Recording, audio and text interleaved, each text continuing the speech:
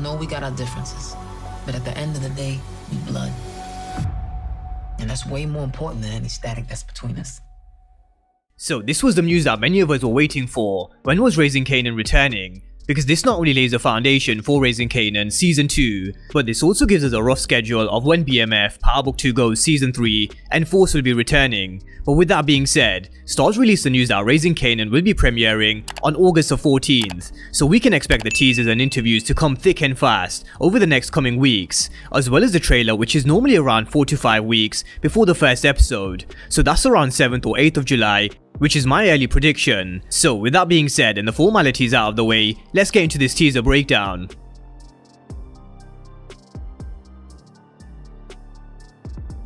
So as with all of my videos going forward, they'll be broken down into chapters, which will hopefully make watching Season 2 a lot more sense, because I'm sure we're going to be flicking back to Season 1 scenes a lot of the times in Season 2. But this starts with Raquel telling us family is important, and she knows very well this family has their differences, but at the end of the day, they're blood, and that's more important than any static between them. But actions speak louder than words, and Raquel's actions told us she really is willing to do anything when it comes to winning, especially with the way she used Kanan to kill Detective Howard. But where Raquel had her issues with Marvin, she somewhat repaired this towards the end of the season when she had no choice but to lean on him when Lulu was in hospital. But then he was arrested, which gave her no choice to turn to Symphony. But her relationship with Lulu is arguably one of the biggest aside from Kanan, because there is a lot of factors we need to consider when it comes to Rack and Lou. Now, he's her way out of the game, but the relationship was never going to be the same when she had him kill D-Wiz. And the scene at the end of the season where Raquel basically told him his shit is her shit, this was her way of telling him he's trapped and there is no leaving the game.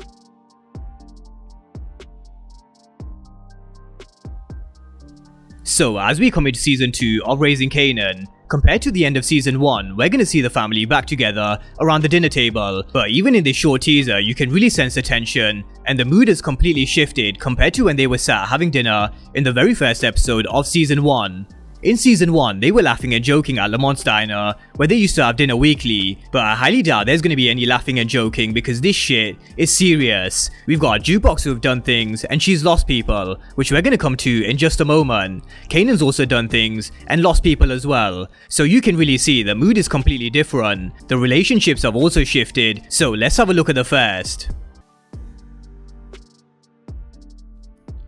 Now, one thing which will never change is Raquel will always look to protect Kanan, and it comes from this tough love, which is what they showed us in the flashback scene in Season 1. But as we finish Season 1, we all know that Raquel sees Kanan as a reflection of herself, and Kanan's narration even said, sometimes you can't even trust your own moms. So trust will play a huge role in Season 2, and no doubt Scrappy will play his part as well, because Raquel knows she can trust him, especially after he proved his loyalty, losing one eye and a kidney. And we also see Scrappy at one of Raquel's flats, which she bought. So we need to remember she bought 2 flats in the high-rises after her conversation with Symphony, and there's a few reasons why she bought these flats, because she can keep a distance between her and the streets. But it also allows her to see threats coming, whether it be in the form of enemies like Unique or law enforcement. But as we talk about Raquel protecting Kanan, one way she's doing so is teaching him what he needs to learn and when. So we saw her teaching him how to shoot, how to kill with 2 shots to the heart and 1 to the head. And in the new teaser, this continues, because it looks like Rack and Kanan are in the woods, potentially burying a body. But this look that Kanan gave to Raquel in the teaser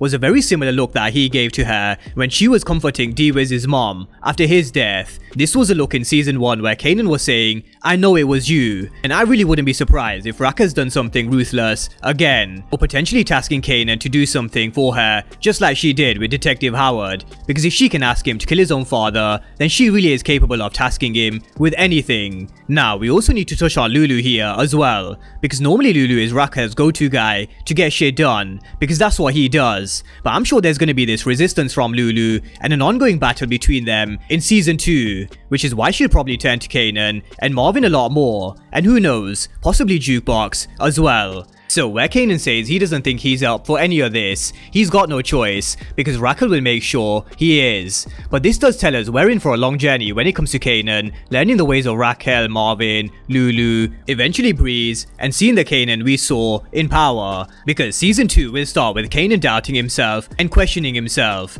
But at some point, something will have to trigger this switch in mentality to the ruthless Kanan. But I doubt we're going to see this at the start because he's going to be in trouble again. We see him against the wall with what looks like Famous. There's also a few scenes where he looks nervous and where he looks like he's going to be held at gunpoint, just like in season 1. So it really is going to be a bumpy ride for Kanan.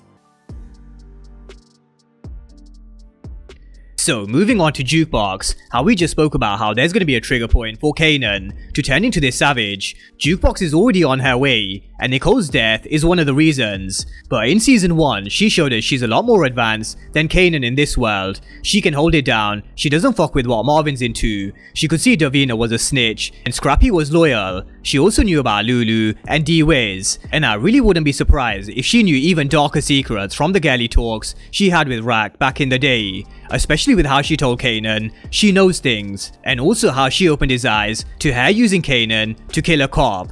So when it comes to Jukebox, she's someone who's well on her way to the cold ruthless savage we saw in Power, and I'm intrigued to see where she goes after Nicole's death, because this one really would have hurt. But one thing when it comes to Jukebox, we're gonna see her mom Kenya being introduced, and this will add another troubled relationship, as if she doesn't have enough already with one parent. But she was someone who left Jukebox when she was young, so Jukebox and her mom Kenya is something to keep an eye on.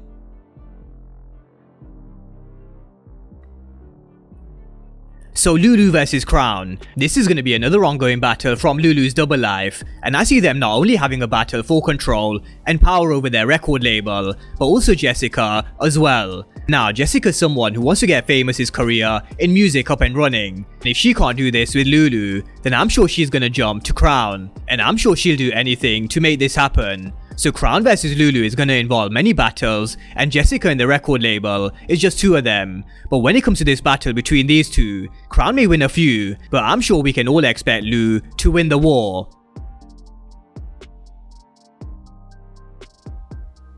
Now, towards the end of the teaser, we've got Raquel, Marvin, and Lulu holding Warrell and probably Unique at gunpoint, because this is Unique's place of business behind the tailoring shop. So bringing it back round to the beginning with how Rack said they needed to put their differences aside, it does look like they will, for now anyway. But what game is Unique gonna play next? If he is released, that is, which I fully expect him to do at some point. But he does need to be careful because Rack is the one who holds all the power at this moment, so she thinks anyway, because Patina Miller did an interview while they were filming season 2, and she said, going into season 2, she thinks Detective Howard is dead.